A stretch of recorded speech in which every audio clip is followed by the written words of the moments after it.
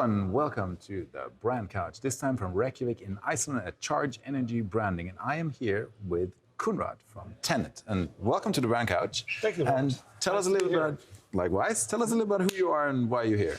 Yeah, Koenraad van Hasselt. I'm a corporate communications professional, and I've worked in large listed companies as a communications director. And since 9 years, I'm with TenneT. TenneT is the high voltage grid operator in the Netherlands and in Germany. In the Netherlands, we're the only high grid voltage operator. In the Netherlands, in Germany, there are 4, and we acquired this grid in Germany about 10 years ago. Typical tasks of a grid operator, or called TSO, a transmission system operator, is to design, build and operate the grid infrastructure, to transport high voltage electricity from where it is generated to where it is distributed or used directly by large industry, for instance. And a third task is system operations, making sure there's always a balance between supply and demand of power, because if there's no balance, then the system will collapse and you will have a blackout and the lights will go out. Which you don't want, yes. So we are at a Charge Energy Branding conference. We're sitting on a brand couch. You're a state-owned energy grid operator. What role would you say brand plays in your sort of everyday life? Well, in my everyday life, the brand and the brand guardian, as a brand guardian, I would say is an important one. Although you cannot buy our services, although our customers in that sense do not have a choice, the company does represent a vision and a mission, and the company has huge societal task and needs to be able to get that across to its stakeholders, not in the least talent in the market, but also in the financial markets. So yes, branding is very important. And coming to think of that, we also brand professionals as you are and as I, we tend to sort of wrap it a little bit into different sort of functions inside the organization to make everyone understand and get on board. What I find interesting, and we had this talk just now, is like you guys had a massive reorganization 3 years ago, which essentially has created a new company from the inside out, and you've done it in the middle of a pandemic. So talk us through how that went. Yes, the company, since its establishment about 25 years ago, the company has grown sort of organically, and it made a sort of a leapfrog in 2011 when we acquired the German grid. So in 2018, our new CEO, then newly appointed CEO, joined the company and put together a new board of management. And after a sort of a strategic analysis, they came to the conclusion, looking at the challenges ahead, what got us here will not get us there. Okay. So a thorough analysis was done about the external world and the environment, about the digital disruption that was going to that was becoming apparent, the increase of the volumes of renewable energy which need to be fed into the infrastructure, which was never designed for that in the first place, and also financial challenges of high investments to reinforce the grid.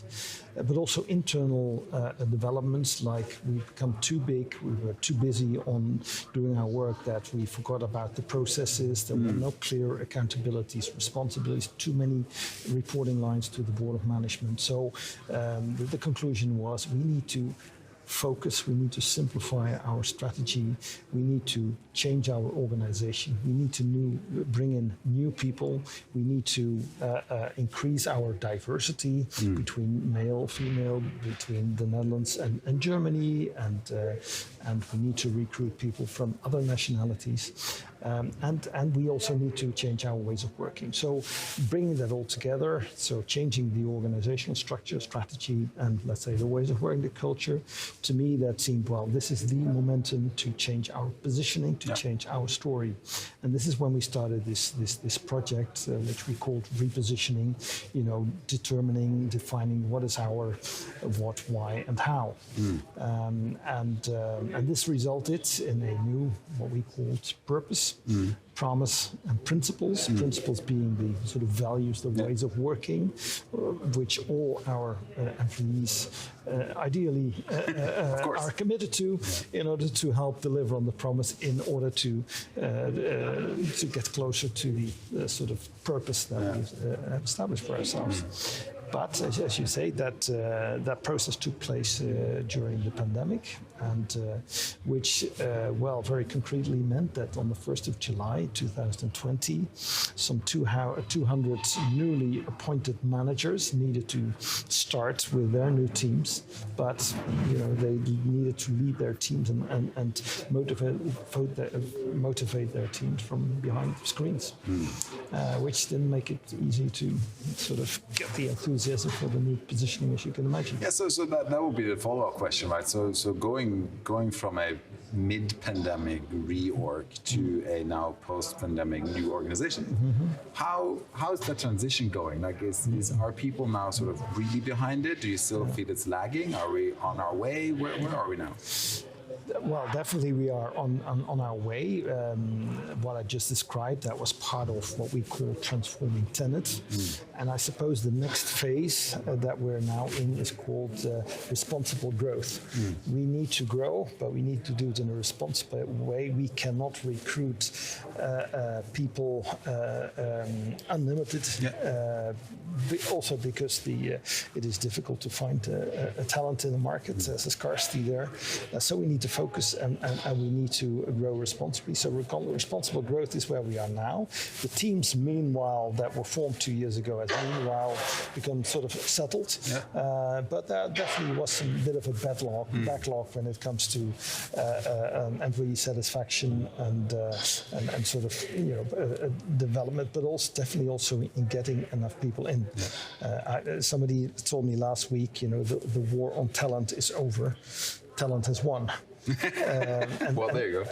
And that, I think, is very true. So the challenges are still major, but it is definitely been a lot of change also because of the pandemic, the way we work. People still work a lot from home. So that has meanwhile been accepted, and has really changed the way we work together. So in terms of best practice, there's lots of technology companies really nowadays that recruit people from all over the world, and there's teams and companies like Microsoft who've never met. Any sort of things that you say, ooh, those two things we did and that worked really well. Do you have any sort of thoughts on that? Yeah, I think we started talking about the repositioning, what are our potential scenarios? What are the potential storylines, if you like?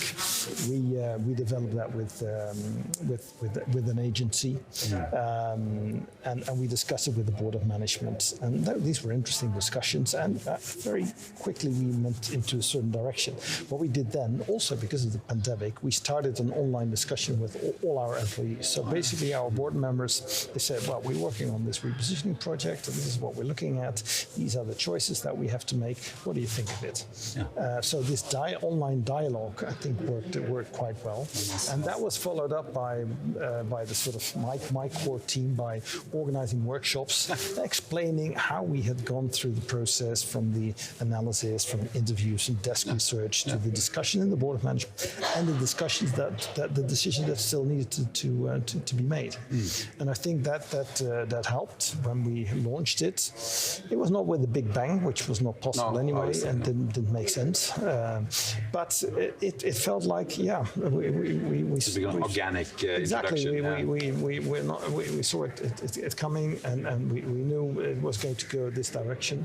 And we also sounded it with people coming on job interviews. I think that case has been made, that people with a good story and with a responsible sort of performance when it comes to CSR or ESG, I think they are more popular, more attractive for talent in the market.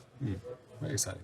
Okay, final question, because we have 10 minutes, and this is, both brand guys who could talk about this for a long time. Where do you see TenneT going? I mean, still it's obviously a governmental company. It has reach all over Europe almost, like you have Germany, you have Netherlands for now. Yeah. Where are you going now? What is the next sort of big step? Yeah, well, I mean, we are state-owned. We are owned by the Dutch Minister of Finance, so Dutch state-owned. 2/3 of our investments are in Germany. So we are definitely also looking at a sort of a broader ownership, but that's not up to us. That's up to our shareholder, of course. And so in the future, if we want to deliver on our promise and our mission, we need a broader base there, a broader shareholder base. So that will definitely change.